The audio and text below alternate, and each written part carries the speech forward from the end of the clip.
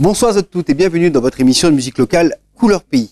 L'émission qui vous permet de découvrir certains artistes rayonnés qui ont une actualité, ceux qui sortent des disques, ceux qui ont des spectacles, ceux qui font justement la scène musicale de notre département avec leur production, spectacle ou disque. Ce soir, je vous propose de retrouver une artiste que vous connaissez bien puisqu'elle est sur la scène de La Réunion depuis maintenant à peu près 10 ans.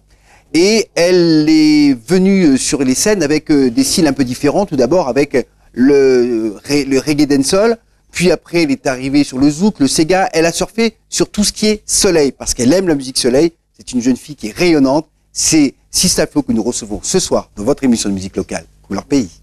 Couleur Pays avec Eric. Elle respire le bonheur, elle est pleine de vie. Elle nous propose une musique très ensoleillée et toujours très populaire. Elle s'appelle Sista Flo. Bonsoir. Bonsoir Eric. Comment il est? Mais elle est là, toujours la même. Alors, on l'a dit en introduction que vous est sur les scènes de La Réunion depuis environ 10 ans. Ça fait quand même un petit moment que vous les présente et on a l'impression déjà que vous ne vieillissez pas. Comment ça? Vous ne vieillissez pas, vous êtes toujours aussi jeune. M'essaye. Déjà avant Reni, m'a préparé moi physiquement, quoi. Et, parce qu'après un arrêt de 7 ans, il fallait remettre à moi dans le bain et me revoilà, quoi. En tout cas, vous êtes de retour, comme dirait l'autre, mais ce qui est surtout d'important pour nous, c'est de replacer, parce que durant toutes ces années, de Moun la Suvao, mais une nouvelle génération qui arrive, donc c'est bien qu'on revient au devant des scènes, mais replaçons un petit peu Sista Flo, comment on l'a démarré, le premier tube, c'était quoi? Mon premier tube, en fin de compte, au début de ça, avant vraiment faire un premier album, avait des compilations, quoi. Oui. Des compilations zouk, là commence par le zouk. Voilà, commence par le zouk. Avec le premier tube, c'était Emmène-moi. Oui. Emmène-moi. Et après, suivi du deuxième album, avec Mettre la capote, le raga Mettre la capote, que tout le monde connaît bien. Et voilà, quoi. Alors, c'est des titres un peu débridés, parce que pour l'époque, en plus, parler de choses de choses, c'était un peu osé. Un peu osé, mais d'actualité, et deuxièmement... Fallait oser, quoi, surtout pour une fille. Raison de plus pour une fille, donc ça veut dire que tu étais inscrite dans la génération des jeunes filles un peu libérées, qui n'ont pas peur de parler de ça, et surtout pas pour en faire quelque chose de mesquin, mais plutôt quelque chose qui sert. Au contraire, il a été positif. Après, ça la prend mal, je ne connais pas, mais c'était des beaux conseils. Donc, voilà, quoi.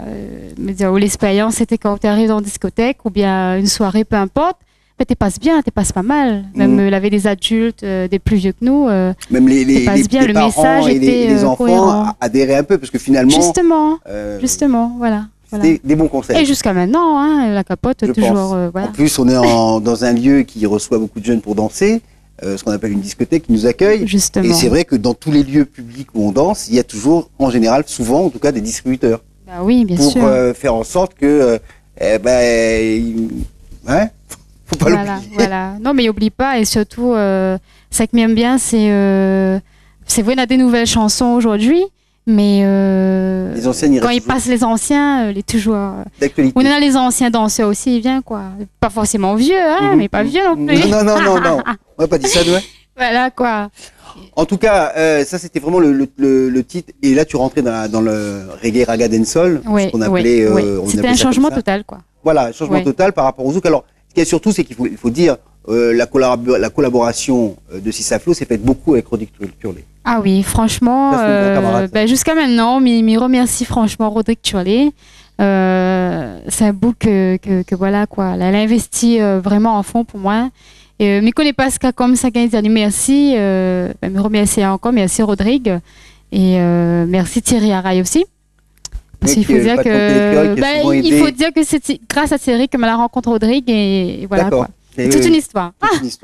On va pas vous la raconter ce soir parce qu'on a peut-être autre chose aussi à dire, parce que là on va parler également de ton actualité. Mais en tout cas, c'était important de replacer. Donc le zouk était la première musique que tu as faite. C'était effectivement la grande période du zouk à l'époque.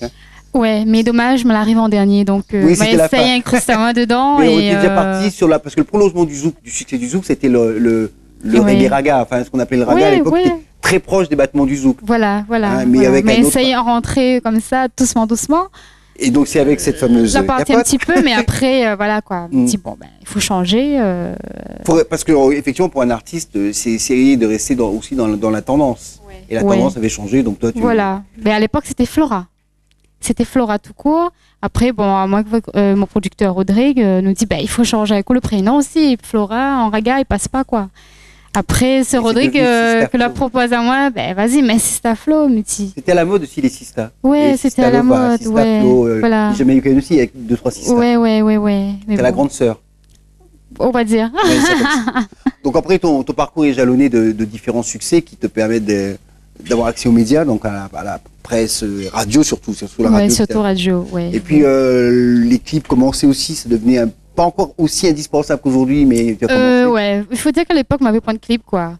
Mais c'est vrai que Télé Créole a commencé petit peu. Et, qui diffusait à l'époque uniquement dans l'Ouest. Voilà, tu fait des petits trucs dans les studios dans l'Ouest avec Thierry. Tu commencé à faire des petits prises de vue comme ça, quoi. Regarde aujourd'hui, mais content pour lui, et voilà. Ah bah oui, sa télévision a bien monté. En tous les cas, ça nous permet en tout cas de pouvoir diffuser ta musique et diffuser. Ouais. Et là aujourd'hui, je me retrouve avec déjà 2 clips et c'est très bien. Il m'avait point ça avant, quoi. Sur cette première partie de carrière, parce qu'on a une première partie, après il y a une coupure, après il y a eu ce retour. Oui. Pour finir cette première partie, toutes les chansons que tu as fait avant, c'était des chansons qu'on composait vous-même ou c'était Rodrigue qui Toujours. Toujours niveau musique, c'est Rodrigue, toujours, ça a toujours été. Mais niveau, voilà, pour écrire les chansons, même niveau l'air des chansons et tout, c'est moi-même. Très bien. Et puis sur cette deuxième partie de carrière, donc qui est entamée depuis quelques mois maintenant, hein, même année, parce que tu es revenu en 2010 avec un album qui passait un peu inaperçu. Oui, voilà, je me suis pas vraiment investie, je le reconnais. Ouais.